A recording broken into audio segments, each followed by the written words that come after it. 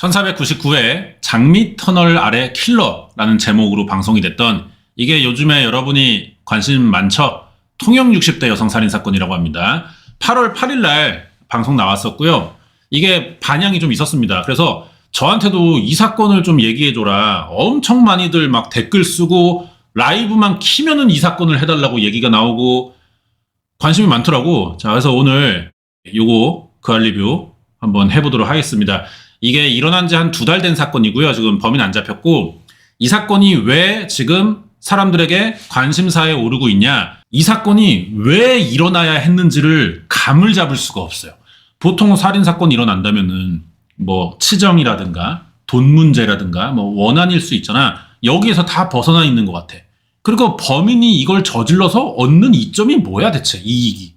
그런 것도 안 보이고, 이 사건이 왜 필요했는지 모르겠어요, 범인에게. 존나 모르겠어 진짜. 그리고 여러분들은 이제 그 CCTV에 범인이 찍힌 것도 이제 공개되면서 무섭잖아, 그 장면이. 후드 뒤집어 쓰고 마스크 끼고 막 이런 것 때문에. 그래서 관심사에 많이 오르내리는 것 같습니다. 자세한 거는 보면서 또 얘기를 해볼게요. 현장 감식의 베테랑으로 꼽히는 서울경찰청 과학수사계 현장 감식 팀장님으로 오프닝이 시작됩니다. 통영시를 찾아갔어요.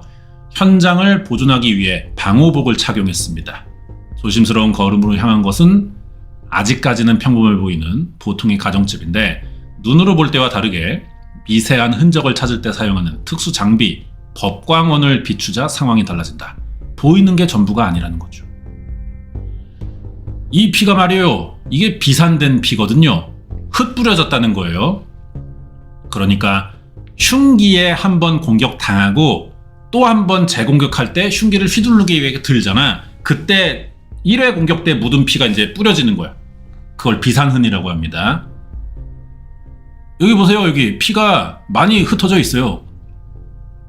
이 정도 피면 이게 목 부위에 있는 경동맥이 나갔다고 봐야겠죠. 그러면 피가 이제 축축 나오는 거죠, 계속. 너무 잔인합니다. 침대 위 이불을 들추자 그의 예감대로 많은 양의 혈흔이 관찰되고요. 피자국은 주로 베개가 있는 침대 머리맡에 집중돼 있었고, 전문가 분석대로 누군가 이곳에서 목 부위에 치명상을 입었던 것 같습니다. 이어서 법광원으로 침대 주변 벽은 물론 마룻바닥까지 꼼꼼히 살피고, 자, 근데 다른 공간에서는 관찰되지 않은 핏자국이 나왔어요. 이례적인 경우다. 피가 많이 흩어지지 않고 공격당한 부위 주변에만 있었습니다. 흔적은 몹시도 적게 남겼지만 실제로는 너무나도 잔혹했을 거라는 범인. 이곳은 이른바 통영 60대 살인사건의 현장입니다. 사건의 무대가 된 곳은 통영시 도산면 소재의 한 마을이고요. 숨진 60대 여성이 발견된 주택은 마을 끝자락에 자리에 있대요. 많이 외졌네. 한눈에 봐도 지은 지 얼마 안 되는 신축 건물인데, 여기가 지난 2022년에 완공됐었다고 합니다. 시골에도 이제 이렇게 신축 건물 들어서면은 막 안 어울리게 막 세련돼 있고 막 그런 경우들 많잖아. 그런 집이네. 피해자가요, 얼마나 부지런한가 하면은 호박, 박, 가지, 고추, 고추도 땡초, 아주 그냥 비타민 고추 없는 게 없어요. 그러니까 그거 한다고 시간이 없는 거야. 꽃 보러 온 사람이 많았어. 하우스 3동 규모의 농사를 지으며 정원 가꾸는 일에 정성을 다했다. 이곳의 주인은 사건 당시 66살의 서은주 씨, 피해자인가 봐요. 가족을 잃었지만 그 이유조차 알지 못한 채 유족은 답답한 시간을 보내고 있습니다. 아들, 범인이 너무 안 잡히고 있으니까요, 우리가 이렇게 가만히 있어도 되나? 우리가 바보 아닌가 생각이 듭니다. 피해자의 아들은 범인을 꼭 잡고 싶은 간절함으로 지난 6월 10일을 되짚기 시작했어요. 정확하게 오전 6시 27분에 제가 전화를 받았고요, 아버지한테. 약간 떨리는 목소리, 울부짖는 목소리로 엄마 큰일 났다, 빨리 와봐라. 어머니가 워낙 몸이 약하신데 평상시에 너무 열심히 일을 하신다고 해야 되나요? 일단 알겠다고 하고 바로 전화 끊고 119에 신고했고요. 마르고 약한 체력 탓에 잔병이 좀 많았다, 피해자가. 그날 아들의 신고 이후의 상황은 부모님 댁에 설치되어 있는 CCTV에 고스란히 기록돼 있다. 신고 19분 만인 오전 6시 44분 현장에 도착한 구급대원들이 서둘러 집안으로 향하고 7분 만에 발길을 돌려 철수했다. 안에서 무슨 일이 있었길래? 마당이 넓네요. 약간 좀 정원 같은 거를 꾸몄고, 여기 이제 그냥 구경 오거나 뭐 화분 사고 이런 분들도 오나? 자, 통영 119 관계자. 현장 갔을 때 이미 사후 강직이 있는 상태여서 제세동기 부착해서 확인해보고 CPR 할 상황은 아니어서 경찰에 인계했습니다. 아, 구조하러 왔다가 이미 사망했기 때문에 철수하고 경찰에 이제 사건 넘기는구나. 구급일지에 따르면 도착했을 때 이미 사망했다. 고인을 접촉한 구급대원들은 현장에서 핏자국 봤지만 서 씨의 죽음이 사건인지는 알지 못했던 걸로 보인다.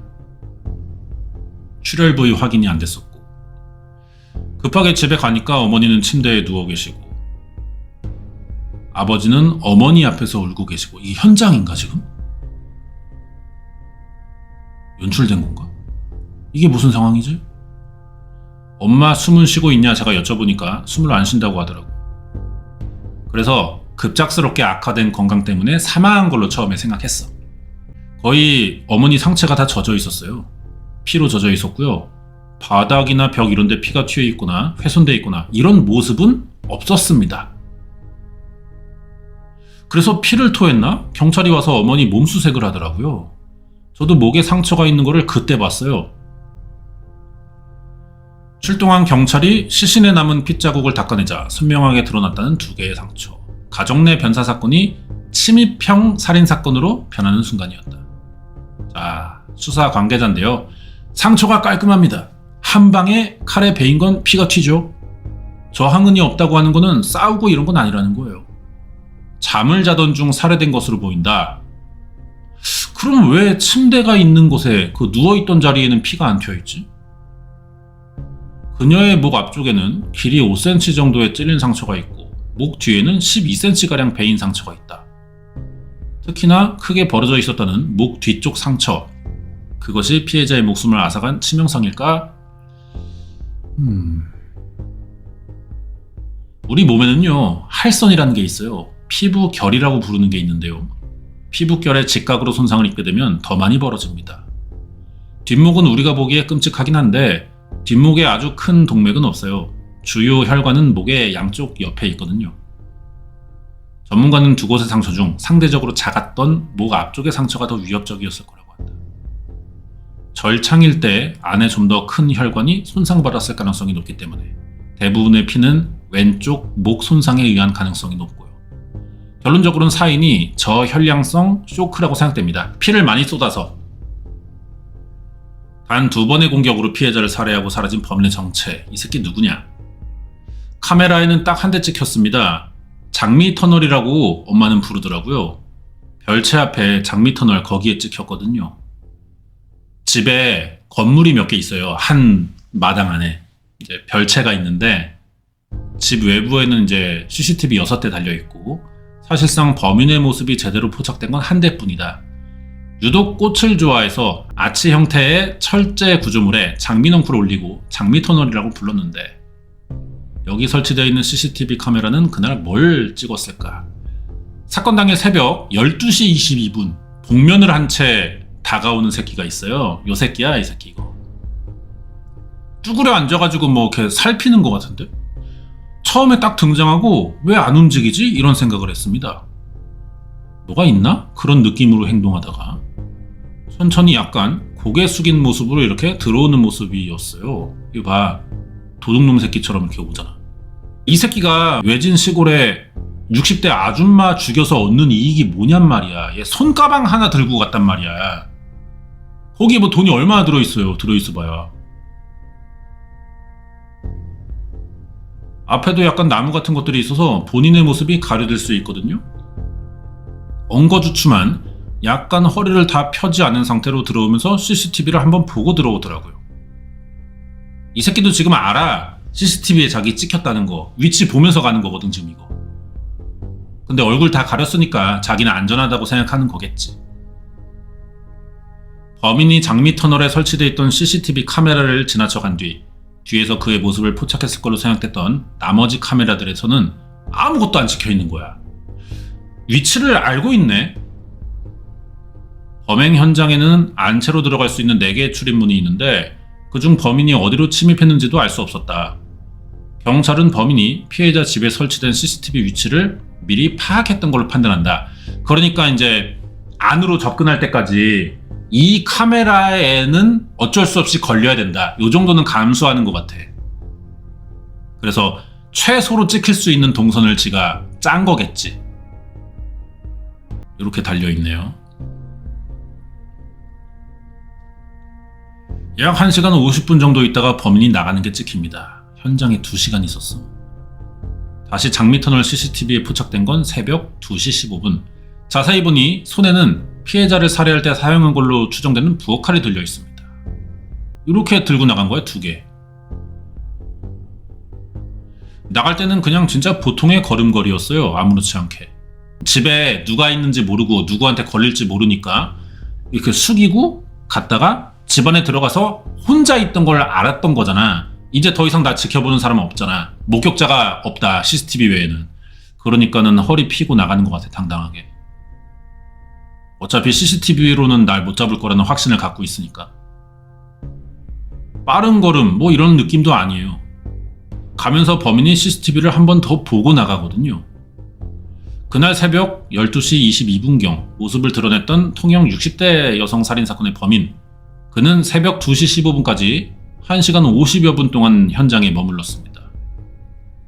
턱주가리가 좀 깁니다. 하관이 보니까. 무슨 씨발 아이어 행성에서 온 질럿맨키로, 그죠? 이 새끼 뭘까 대체? 저도 그게 궁금하다니까요. 대기를 했는지, 살금살금 가서 현장을 다 깨끗하게 정리한 건지, 그걸 저희가 아무도 몰라요. 그거는 이 새끼를 잡아봐야 합니다. 피해자 집 인근의 CCTV 수사를 통해 곧 검거하게 될 범인에게 직접 이유를 물을 생각이었다. 하지만 현실은 기대와 달랐습니다. 거의 한 150개소의 CCTV를 봤다고 보시면 돼요. 근데 이후에 동선 확인이 안 됐으니까 뭐 하나도 안 보입니다. 그 길을 잘 아는 사람 같다고 얘기 안 하던가요? 이 동네 지리를 잘 알고 이 피해자 집의 구조도 알고 CCTV 위치도 아는 새끼라는 거야? 피해자 집이 위치한 마을만 해도 CCTV가 15대야. 근데 하나도 안 찍혔어. 그럼 사람 다니는 도로로 접근했다는 건 아니네, 이 마을에 진입하면서. 투명인간처럼 아무 흔적도 남기지 않은 채 사라졌다. 어떻게 이런 일이 가능할까요? CCTV에는 흔적이 없어. 사각지대를 정확히 알더구먼. 너무 완벽해. 완전 무장을 하고 왔으니 킬러지 뭐. 킬러요? 그 밤에 사고를 그렇게 저질러 놓고 갔다면 킬러지. 안 그런가요? 솔직히 가슴이 철렁한 거예요. 이거 못 잡나? 이제 더 이상 할 게 없어서 이렇게 하나? 왜? 그게 제일 답답하죠. 이유를 모르니까. 범인은 정말 완벽한 킬러라도 되는 걸까? 아직은 운 좋은 얼굴 없는 살인마를 대체 어떻게 해야 마주할 수 있을까요? 이거 봐, 논두렁으로 다니네 이 새끼. 특수부대 출신 같은 그런 불빛이 이렇게 따라갔다고 쳐다보고 있는 것 같다. 딱 보면 알지. 이놈이네. 그 퍼즐을 맞추면요 100%입니다. 일부러 켰죠, 한 방에. 스위치가 엄청 많습니다. 8개의 스위치? 응? 마을의 밤은 낮보다 더한 긴장감으로 치러지고 이곳의 밤거리는 경찰과 방범대원들뿐. 범인 검거가 늦어지면서 그가 전문 킬러일 거라는 추정이 점점 번져가고 있습니다. 대체 시골 60대 아줌마를 무슨 킬러까지 동원해서 죽여야 되는 이유가 뭐냐고. 범인의 목적은 뭘까요? 사건 발생 직후 경찰은 범인의 목적이 금품일 거라는 점부터 의심했어요. 흉기와 함께 왼손에 들고 간 물건이 있기 때문에. 사람들도 이 시간에 아무도 안 나오거든요. 전문가 소행일 수가 있어 이게. 그러니까 더 증거가 없는 거야. 한때 종이 가방으로 오인됐던 그건 손가방으로 통영 지역 전통 기법으로 제작된 누비 가방이다. 이게 피해자 겁니다. 서은주 씨가 20여일 전 구매했었다. 피해자가 들고 다니는 가방은 맞아요. 그 안에 뭐가 있는지는 저희는 잘 모르거든요. 이거예요. 내가 그 언니 생각나서 하나 만들어서 팔았는데 전 세계에 하나인데 그거 한정판. 경찰들이 혹시 구할 수 없냐고 해서 내가 하나 만들어줬는데 많이 들어가 이게 누비가. 생화계로 이게 수납이 많아요. 고인이 몹시도 마음에 들어했다는 세상에 하나뿐인 가방. 그의 목적이 살인이었다면 가방은 씨발 왜 챙겨갈까? 금고 사고 돌아가셨잖아. 금고 안에는 돈을 많이 넣어두고 살았던가? 사망 얼마 전에 금고를 샀어요. 재물이라든가 뭔가 중요한 거 보관할 게 있다는 거 아니야. 서은주 씨 지인은 피해자가 범행 대상이 된 이유가 사건 발생 무렵 구매한 금고 때문일 거라고 의심하고 있습니다. 만약에 그렇다면 범인은 피해자와 가까운 관계여야 되는데 그날 피해자를 무참히 살해한 범인은 자신의 악행을 덮으려 한 아는 사람일까? 금고를 피해자는 안방에 뒀습니다. 범인이 다녀간 그날 이후 집안은 물론 금고에서도 없어진 게 있는지 궁금해진다. 범인이 가방을 들고 나갔다. 그 안에 든 게 뭐 같냐고 물어보는데 저희가 어떻게 뭐 알아요 그거를. 근데 금고가 훼손되거나 그런 것도 없어요. 금고는 잘 닫혀 있지만 어머니가 갖고 있던 현금이나 귀중품에 대해서는 잘 몰라. 엄마가 혼자 살았나 보다. 범인 검거가 더딘 데에는 나름의 속사정이 있다고 또 경찰이 설명하는데 땀 한 방울에도 DNA가 나오잖아요. 아 맞아. 현장에 아무것도 없어요. 머리카락 한 가닥 없어요. 이거. 특별하게 지금 단서가 안 나왔죠. 저희가 조금 아쉽다는 거는 피해자 남편이 바로 신고했으면 피해자를 안 눕히고 이런 게 좀 아쉬운 부분의 하나죠. 남편이 이제 아내가 쓰러졌으니까 이렇게 좀 수습을 좀 했나 보네.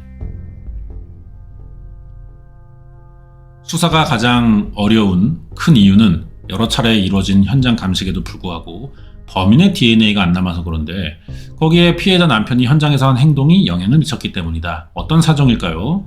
사건 이후 집을 떠나 있던 남편을 설득 끝에 만날 수 있었습니다. 자, 남편인데 이런 사건 사실 처음부터 남편을 의심하고 들어가는 게 정배거든요. 수사의 순서긴 한데 자 그럼 남편을 만났을 거 아니에요. 경찰도. 그리고 취재도 하고 얼마나 의심스러운가를 좀 여러분이 중점적으로 보시면 되겠죠. 오늘이 49제예요. 지금도 옷이 여기 걸려있는데 그날 입고 간 외출복이에요. 이게 외출복이 지금 그대로 있어. 내가 이것만 쳐다보면 미치는 거지. 아니 어제 나갔다 온 사람이 갑자기 이렇게 없어지니까. 아내의 마지막이 떠올라 고통스럽지만 생전 고인이 사랑했던 정원을 살피기 위해 그날도 집을 찾았다. 그가 사건 당일 자신만이 보았던 최초의 현장 모습과 자신이 한 행동에 대한 설명을 시작합니다. 의심을 좀 받긴 했나 보다. 남편이 설명을 한다네. 최초 발견자기도 하고 제가 조금 빨리 자고 일찍 일어나요. 아내는 늦게 자고 늦게 일어나는 형입니다. 잠을 제가 아래 별채에서 자거든요.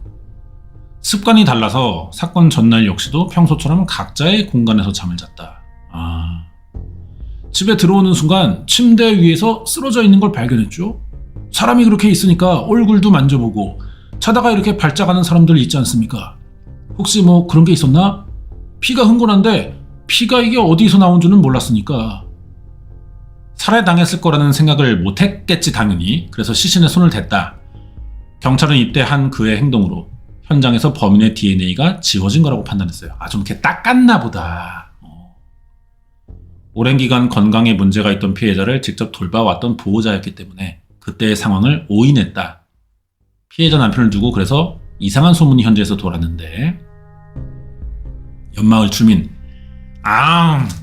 남편이 범인이라는 소문도 있고 범인이 어떻게 알고 거길 들어가요? 어떤 사람은 남편이 문을 열어놨다고 하고 그러니까 나도 의심인 게 칼을 이 박쥐를 쪼개는 악소리라도 했을 텐데 말이야.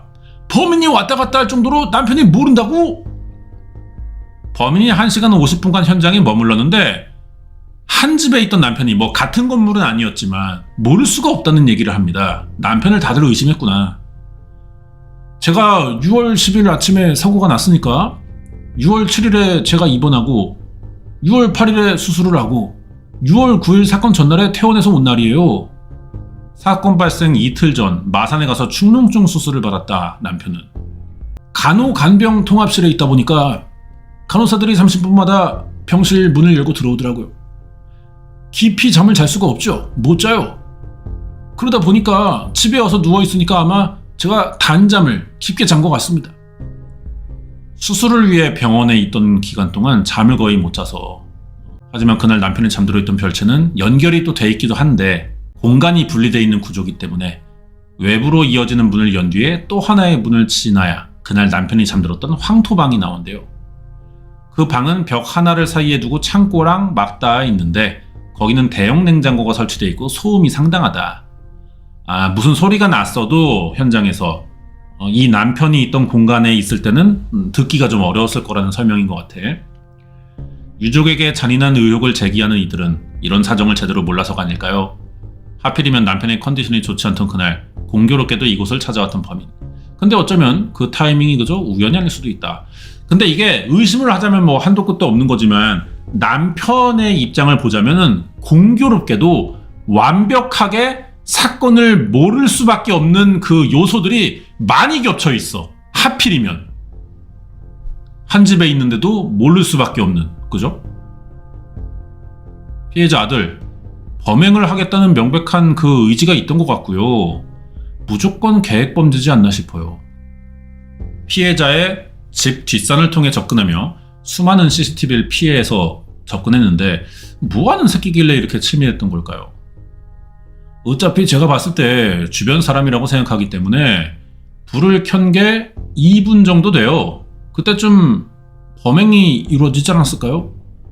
서 씨가 잠자리에 든 거는 사건 전날 밤 11시 16분경입니다. 이거 어떻게 알았지? 그리고 1시간여 뒤 장미 터널 앞에 범인이 나타났어.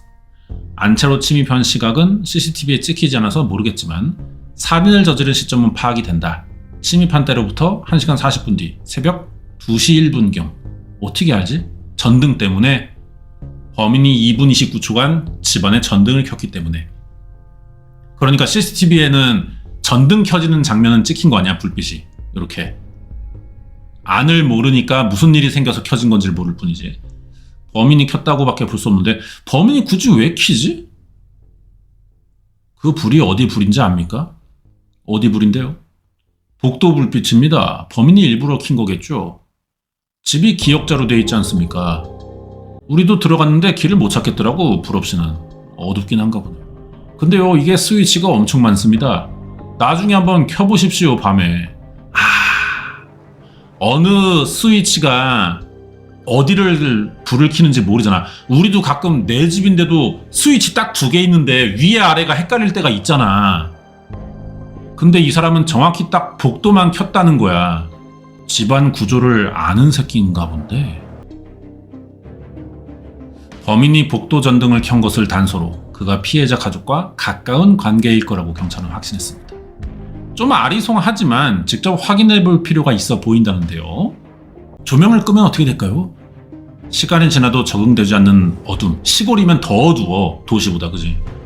범인이 밝혔다는 복도의 전등, 어둠 속에서 스위치가 있는 거실까지 가야만 켤 수 있는데 거실 벽면에 8개가 있습니다, 스위치가.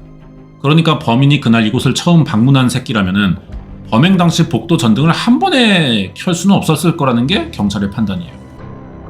경찰이 모르는 사람일 수는 없다. 집을 잘 아는 놈이다. 제가 올해 3월 17일 임기 만료로 인해서 퇴직했거든요. 그 전에 누가 왔다 갔는지 알 수가 없잖아요. 사무실에 나가고 없는데. 난감한 수수께끼 앞에서 한참을 고민하던 서 씨의 남편이 중요해 보이는 얘기를 들려줍니다. 아내가 가난하게 자라다 보니까요. 아내의 평생 소원이 무엇이냐? 내가 지낼 수 있는 방 한 칸을 가지는 게 소원이다. 이 집도 그래서 자기 손으로 도면 그리고 설계도 하고 아내가 직접 진두지휘했다 이거예요. 기술자들을 불러가지고. 혼신을 여기다 부은 거죠. 당시 공사에 참여한 이라면 이 집의 구조를 그럼 알 수도 있지 않을까. 혹시 범인은 그들 중 하나일까? 그래서 유족은 그를 몰라봤던 걸까?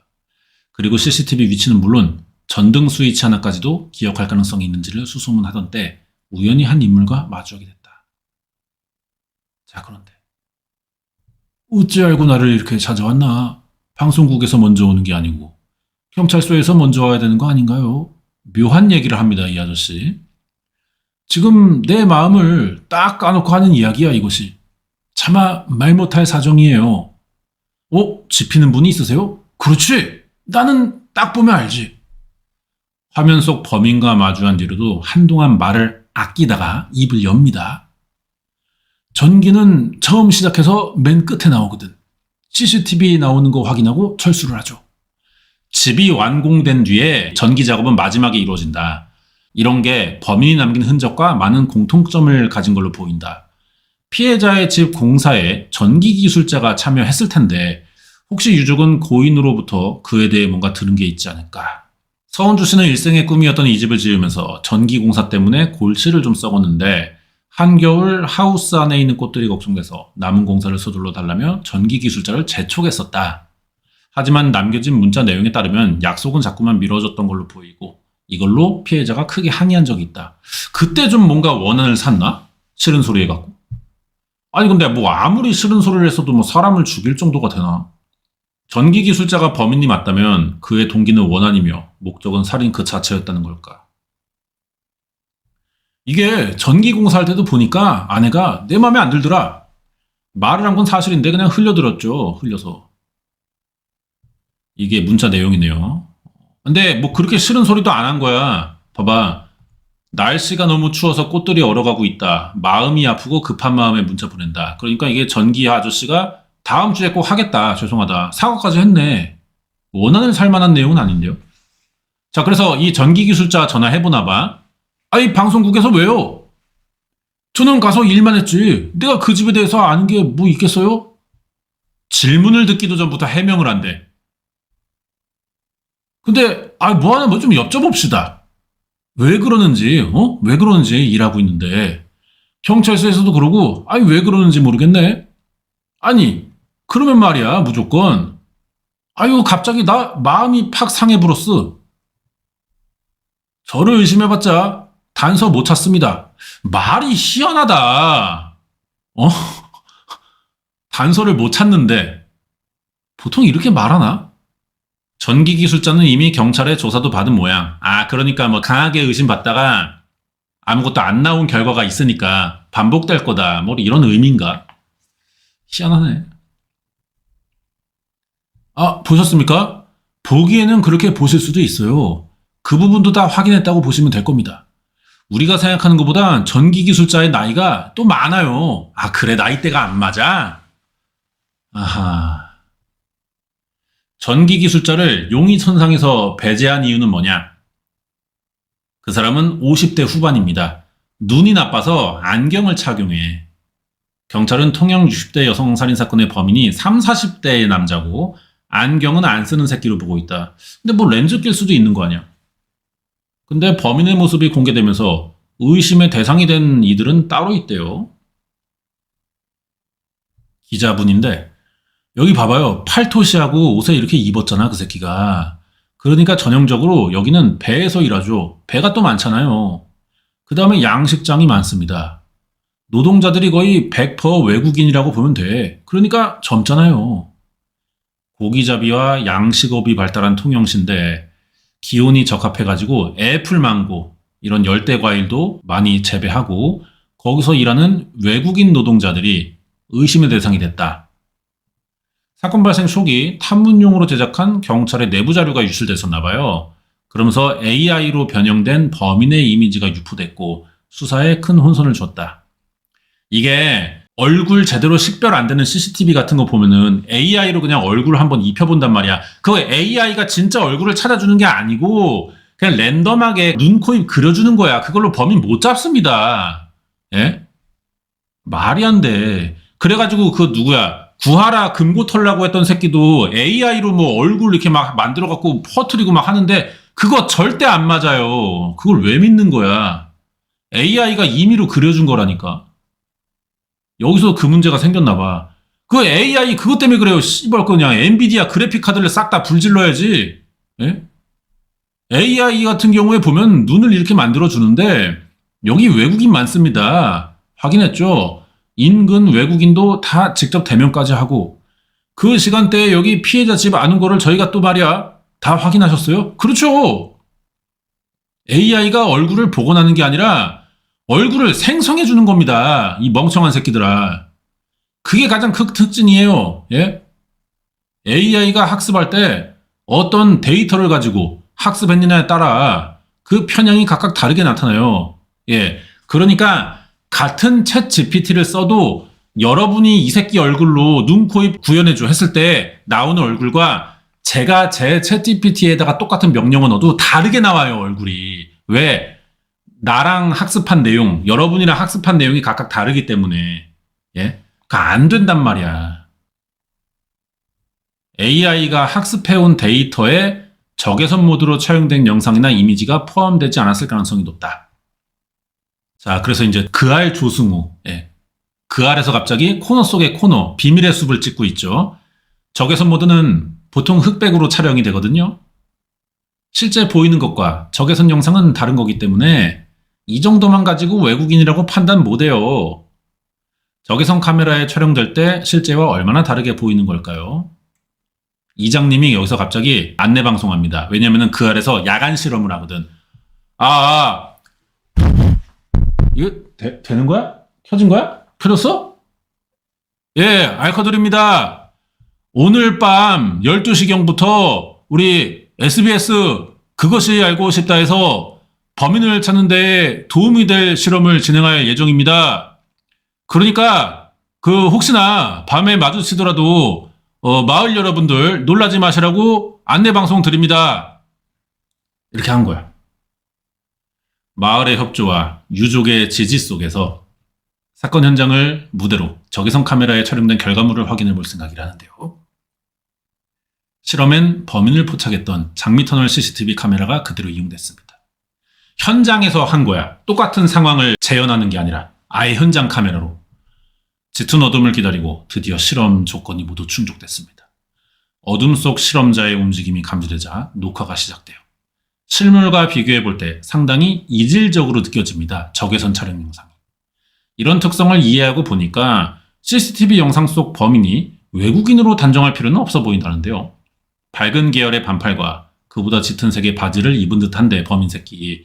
적외선 모드에서 밝은 톤으로 보이는 옷은 실제로도 환한 색상일까요? 결코 보이는 대로만 믿어서는 안 된다는 적외선의 세상이 왜 뭐 때문에 이런 결과를 가져오는 걸까? 이게요, 제가 이 분야의 상타치인데 CCTV에서 적외선이라는 거를 발산합니다. 어두운 계열이지만 이 재질 자체가 적외선을 잘 반사하는 재질이다. 옷이. 그러면 이게 흰색으로 찍히는 거예요. 범인의 옷 색상까지는 분석이 그래서 불가능해요. 체격이 건장하다고 평가되어 온 통영 60대 여성 살인사건의 범인, 그의 신체 조건을 정확히 알 수 있을까요? 지금 현장이 보존돼 있고 CCTV가 그대로 설치만 돼 있다면 상대 비교 실험을 해보는 게 더 좋지 않을까 생각을 했습니다. 아니 그럼 이 사람의 조언을 미리 듣고 가서 실험을 하지. 현장에 있는 시설물 크기를 통해 범인의 키를 간접적으로 추산할 수도 있지만 직접 비교 실험을 할 때 더욱 정확해질 거다. 전문가의 제안으로 그 답을 현장에서 찾기로 했다. 자, 그날 이곳에서 포착된 범인을 고스란히 따라가 동일한 위치에서 유사하게 행동할수록 범인의 신체 조건을 더 자세히 파악할 수 있는데 정확성 높이기 위해서 다양한 신체 조건의 방송 제작진이 범인의 동선을 되짚어봤어요. 이 다음에 이제 무슨 작업을 할 거냐면요. 이 장면과 범인이 이 현장을 지나갔을 때 장면을 겹쳐 보이게 할 거예요. 실험 영상과 범인의 도주 장면을 겹치자 그가 제작진의 위치를 지나치는 순간 범인의 키와 체격이 상대적으로 드러난다. 한 170 중반 정도 됩니다. 175를 넘어갈 수도 있나요? 넘어가진 않는 것 같아요. 야, 그럼 우리나라 남자 평균인데? 용의자와 실험자 간의 신장기를 제가 비교하기 위해서요. 이 용의자를 가로축을 고정했고요. 그랬을 때 용의자의 키는 174 정도로 계측이 됐습니다. 다만 용의자가 완전히 똑바로 선 자세는 아니고요. 175, 6까지도 봐야 될 것 같은데. 어깨를 살짝 굽힌 상태일 때의 수치라 약간의 오차는 있다. 신발 끝에서 신발 앞까지 선이 이어져 있더라고요. 이건 좀 특별한 문양이라는 생각이 들었습니다. 요거 말하는 거지, 신발의 이 부위. 신발 브랜드 찾는 것 같아.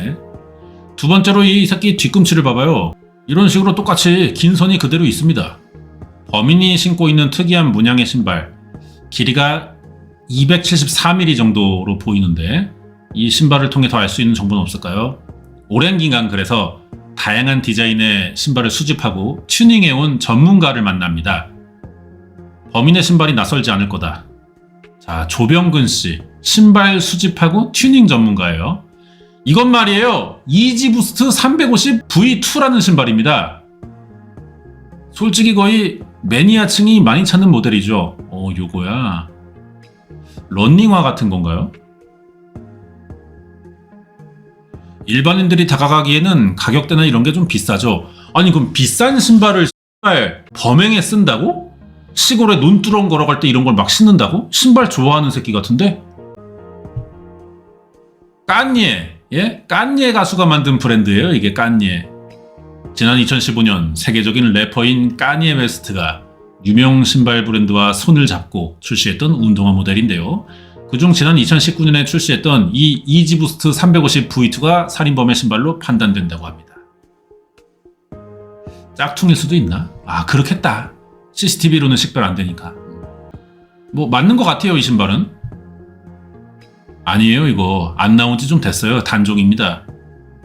지금 나이로 따지면 한 30, 40대 분들에게 인기가 많은 브랜드였죠. 2년 전 판매 중단되면서 이제는 웃돈 줘야 구할 수 있어요.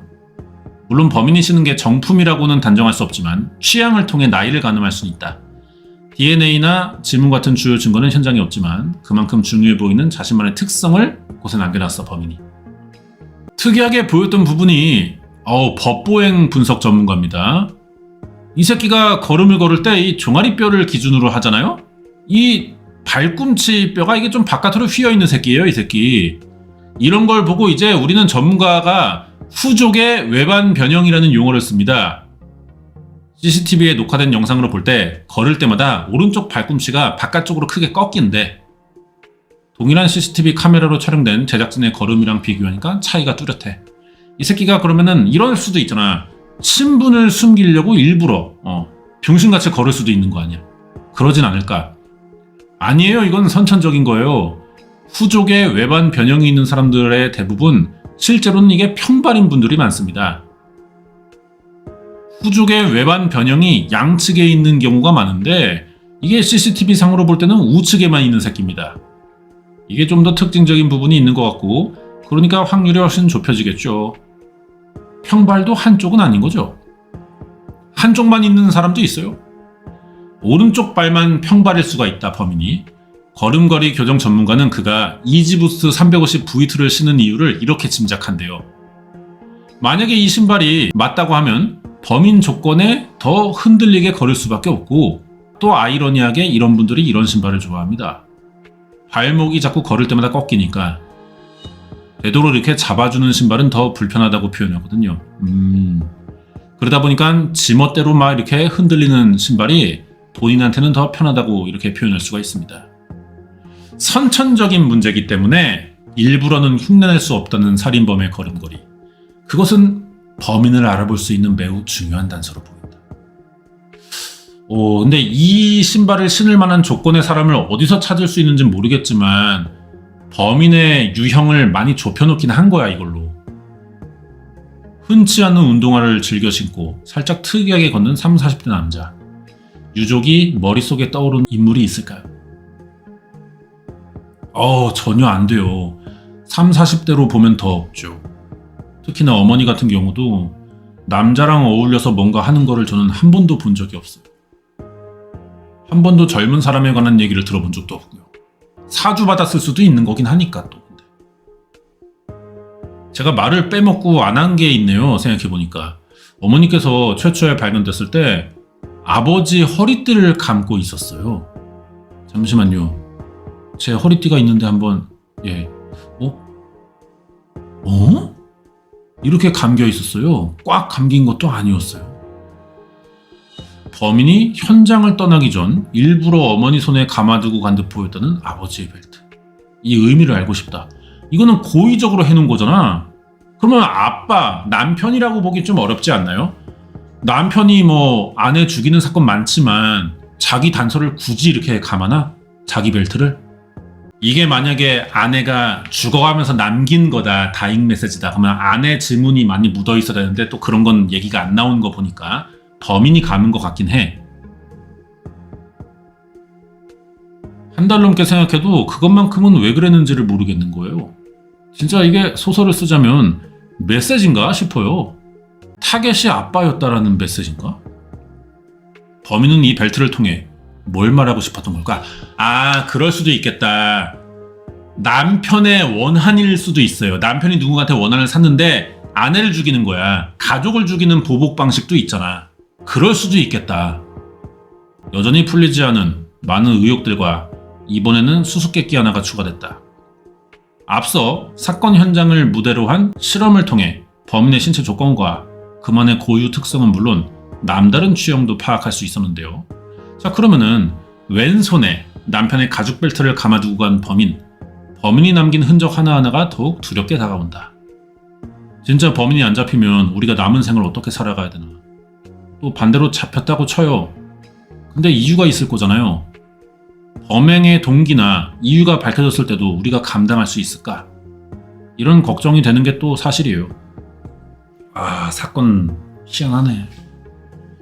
숨진 어머니 손에 감겨있던 아빠 벨트.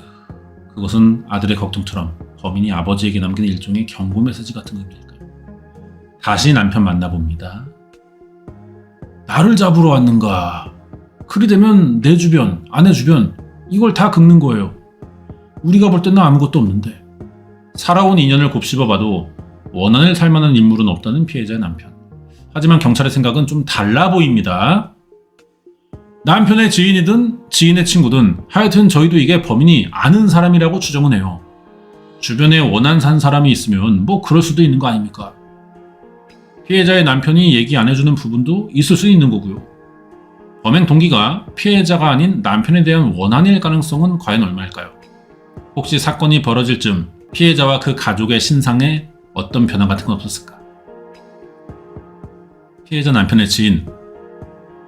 이 마을에 5,000개가 없었는데 피해자 남편이 발로 뛰어가지고 5,000개를 조직한 거 있지. 원래는 궁전리에 5,000개가 돼 있었는데 거기를 분할을 시켜달라고 그래가지고. 서쪽으로 바다를 접하지만 마을 역사 400년간 5,000개가 없었다. 근데 피해자의 남편이 어촌 개장이 되면서 그간의 이웃마을이 차지하고 있던 마을 몫의 바다를 최근에 되찾아온 거야. 아, 그 이웃마을이랑 좀 뭔가 분쟁이 있었을 수 있겠는데? 자, 그런데 피해자 남편이 어촌 개장이 되고 나서 그렇게 됐어요. 어촌계 허가 일을 딱 정리하고 한 일주일 뒤에 사고가 났거든. 공교롭게 사건 발생 13일 전 정식으로 허가받았던 마을의 어촌계. 가족에게 가장 최근 있었던 그 변화가 주민들은 마음에 좀 걸린다. 바다를 되찾아오던 과정에 이웃마을 어촌계와 갈등은 없었을까요? 바다를 들려준 이웃마을의 어촌계장. 자, 이 사람입니다. 뭐야? 이 피부가 피부 색깔이죠? 왜 이렇게 빨개?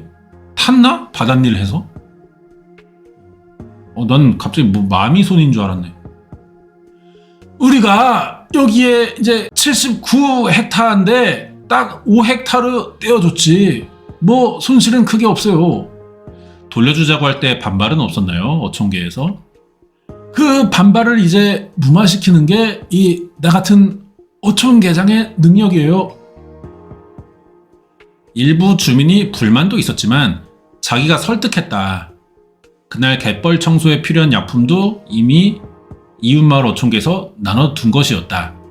경찰차들이 왔다 갔다 하는 걸 보고 아이고 저 사람들 뭐 한다고 저기 왔다 갔다 오나 이러네. 사건 발생 이후 한 달이 훌쩍 넘었을 때까지도 비공개 수사를 고수했는데 그거는 범인이 이제 가족이랑 알고 지낸 주변 인물일 거라는 확신 때문일까요? 경찰은 지난달 13일 1억의 포상금을 걸었습니다. 단서가 없으니까 제보 받겠다는 거지. 범행 뒤 도주 중인 범인의 모습이 켜졌다 꺼졌다를 반복하는 불빛덕인지 침입 때와 달리 미끄러지지 않고 그가 손전등처럼 사용한 그 불빛은 피해자의 집에서 훔쳐갔던 생활안전 단말기였습니다. 예, 그래서 양손에 들고 있는 게 그 CCTV 보면 한 손에는 피해자 가방, 한 손에는 단말기야. 왜 훔쳐가 이런 걸 굳이 사람 죽이고. 이유를 알 수 없다니까 진짜. 범행에는 동기도 중요한 거 아닙니까? 동기가 좀 명확하게 안 나와가지고 그래서 우리가 그 얘기하는 거예요. 전형적인 뭐 그런 건 아니라고. CCTV를 통해 범인이 가져간 생활안전 단말기 불빛을 쫓던 중 날이 밝아오면서 마을 뒷산 끝으로 그 흔적을 놓쳤다. 어둠을 틈타 범행을 저질렀던 통영살인 사건의 범인은 그렇게 빛 속으로 사라졌습니다. 비 왔나? 이날? 범인의 흔적이 지워진 탓에 경찰 역시 범인의 윤곽을 찾는 데 어려움을 겪고 있고, 일반적인 기준으로 볼 때 범행 유형이나 범죄 목적이 뚜렷이 드러나지 않고 있는데요. 여기서 말이에요. 우리가 중요한 거는 어떤 가능성을 가지고 이 범행을 탐색하기보다는 아닌 것부터 먼저 쳐내는 게 중요할 것 같아요. 그래서 다시 그날을 되짚어야 된다. 마을의 CCTV를 피해서 뒷산을 통해 접근한 그가 피해자의 집 안으로 침입한 때는 새벽 12시 23분, 그리고 1시간 40분 뒤인 새벽 2시 1분 그가 살인을 저질렀다고 경찰은 판단했는데, 살인이 목적이라면 오자마자 살인을 했어야죠. 그게 아니라면 살인 외에 다른 것들이 목적이었다고 보는 것들이 더 합리적인 것 같아요. 계획범행인 경우에 흉기를 챙겨온다, 범인들은. 범인의 칼이 이 칼하고 유사한 그런 느낌이 드는데 대장간에서 만든 것 같아. 범인은 빈손으로 왔고 피해자의 것으로 보이는 칼을 범행 도구로 사용한 걸로 보인다. 내가 알기로 이런 칼은 그 바닷가에서 조개 같은 거 손질하거나 뭐 그런 유류의 칼 아닙니까? 늦은 시간까지 채소를 다듬는 일이 잦아서 침대 근처에도 피해자가 칼을 두고 생활했대. 그럴 수도 있겠다. 침입한 시각으로부터 1시간 40여 분이 지난 시점에 범인이 돌연 칼을 든 이유는 뭘까요? 그러니까 1시간 40분 동안 뭐 한 거야 이 새끼? 뭘 뒤진 것도 아닌 것 같고, 피해자를 협박할 거라면 제 앞에도 써야 될 거 아니야. 뭐 이렇게 묶은 그런 얘기도 없어 몸에. 이쪽을 물색하는 도중에 피해자가 깼다든가 그러면 소리치거나 막 그랬겠죠 아무래도. 피해자가 비명을 질렀다고 보는 이유는 범인이 베개를 사용한 흔적이 있다. 얼굴을 누른 상태에서 목을 찔러가지고 피가 멀리 안 튀었고 낮은 높이에 형성됐다는 게 감식 전문가의 판단인데, 특별한 동기가 보이지 않아가지고요. 사실 금품을 목적으로 한 강도살인이 가장 가능성이 높다고 생각됩니다. 일단 분명히 들고 나간 게 있잖아요. 강절도에 대한 전과 경력은 분명히 있는 사람으로 보인다. 강도 전과 이런 거 절도 해본 새끼. 전적으로 배제해야 할 오류로 지목하는 건 이 순간이다. 불을 켜서 본인이 시각적으로 가지고 있는 그런 우위, 이런 것들을 놓칠 이유도 없고, 피해자가 먼저 불을 켰고 그 다음에 범인이 피해자를 살해한 다음에 불을 껐다면 그게 합리적일 것 같습니다. 그러니까 경찰이 지금 불을 킨 순간에 범행이 일어났을 것이다. 이게 사실 틀렸을 수도 있다는 거잖아. 범인을 아는 사람으로 확신했던 경찰의 근거, 그것은 그가 어둠 속에서도 복잡한 집안 구조에 익숙해서 거실까지 이동한 점과 그곳에 있던 8개의 스위치 중 복도 조명과 연결된 것을 한 번에 찾은 점. 하지만 어둠 속에서도 스위치를 정확히 알 수 있는 거는 범인이 아니라 옆에 자고 있던 피해자일 것이다. 이 새끼가 그러면 1시간 40분 동안 헤맨 거 아닐까요? 집안에서? 그럼 뭘 찾기 위해서 헤맸다고 봐야 될 것 같은데? 전문가들은 도둑의 인기척에 깬 피해자가 조명을 켰다가 변을 당한 걸로 판단된다. 얼굴을 봤기 때문에 죽인다는 건가? 아닌데? CCTV에도 지 얼굴이 걸렸는데 얼굴에 뭐 둘렀잖아, 천떼기. 그러니까 CCTV 보면서도 진입한 거 아니야? 이걸로 나 못 잡아? 그럼 사람이 봤을 때도 똑같은 거 아닌가? 만약에 원한 관계나 그런 거였다면 진작에 용의자들이 추려졌을 거예요. 지리감, 연고감이 있는 강도살인이라고 보면 거기에 최우선 순위를 두고 뭔가를 해야지. 자꾸 이렇게 수사 방향이 흐트러지면 씨발 시간만 낭비하고 말이에요. 또 그러면은 시간이 지날수록 해결 가능성 낮아지고 하는 그런 상황인 것 같아요 지금. 60일 지났어요. 이거 지금 미제로 남을 가능성이 좀 크지 이대로라면. 1979년에 만났는데 그때 아내가 미장원을 했다. 애를 낳아서 사는 줄이 못하고 애를 무릎에 얹고 여자들 머리 해주고, 여행 좋아하는데 둘이서 국외 여행 한 번 못 갔습니다. 직장 다닌다는 핑계를 뭐 막 이렇게 저렇게 결국에 여행 한 번 못 가고 헤어졌죠. 자, 범인 얼굴 한번 복원해봤어요. 상대적으로 말이에요. 관찰 가능한 눈썹 영역을 가지고 좀 분석을 했는데 아니 뭐야 이게 뭐 북면 썼을 때랑 이 턱의 위치가 많이 다른데? 이 새끼 질럿 아닌 거야? 눈썹이 코 가운데 방향까지 눈썹이 파고드는 걸 확인할 수 있고요. 다만 용의자 같은 경우에는 이 눈썹이 눈 부위에만 머물러 있는 걸 확인할 수 있고 그 농도는 상대적으로 짙은 걸로 보입니다. 몽타주를 만들기 위해 그 사람의 인물 형상을 그대로 놔두고 눈과 눈썹만 복원시키고 나머지 윤곽선들은 노이즈를 제거해서 좀 복원했거든요. 이렇게 얼굴 형상은 도톰하거나 둥그런 건 아니고 약간 길쭉한 오이대가리예요. 이 새끼 봐봐, 턱선 봐봐. 이 새끼 턱 봐봐 이거. 예? 봐봐 이거 이 새끼 거의 뭐 봐봐 여기 지금 이렇게 빗살무늬 톡이 아닙니까 이거 이 새끼 왁구발이 이 새끼 봐라 이거 머리숱도 별로 안 많아 보여. 꽁투가 날아간 거라기보다는 애초에 머리숱이 좀 없는 새끼 분포도가. 왜냐면 모자를 푹 뒤집어 쓰는 볼캡 같은 걸 쓴 것도 아니잖아. 그러면 나 같은 정도 숱 가진 새끼들은 모자 쓰잖아. 옆에 튀어나와요.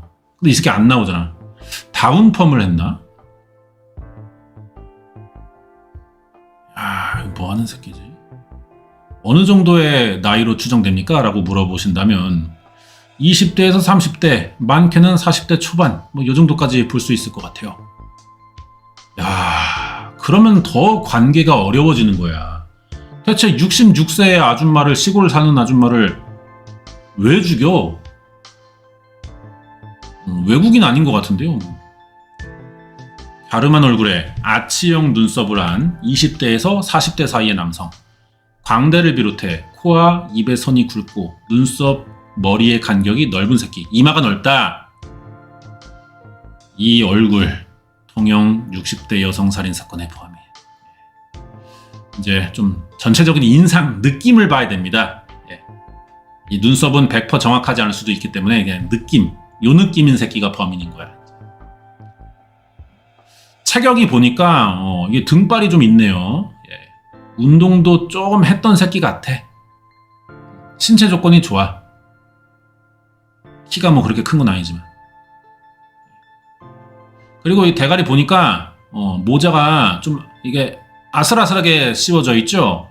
노홍철 골무 쓰듯이. 그런 거 봐서 이 새끼 대가리가 좀 커요. 큰 대가리예요. 그런데다가 좀 땅땅하잖아.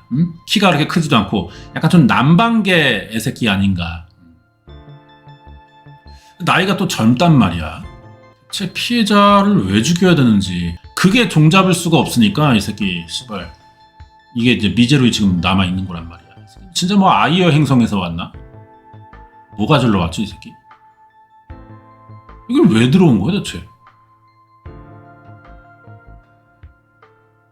여기까지예요 방송. 그러니까 지금 뭐 아무 단서가 없습니다. 이게 전부야. 야, 이 새끼 누구 사주받은 게 아닐까 싶기도 해. 그게 차라리 가능성이 높고. 근데 그러자니 원한이 있는 새끼가 사주했을 거 아니야. 죽이고 싶다고 생각하는 사람이. 그런 사람이 피해자 주변에 없다니까요. 대체 왜 그런 걸까? 이 마을에 살던 새끼인가? 얼마 전에 이사를 가서 그럴 수 있잖아. 지리감이 그래서 좋지만 난 여기 안 살아. 그럴 수도 있을 것 같기도 한데. 피해자가 죽어서 이익 보는 사람이 딱히 없어 보인단 말이야 지금.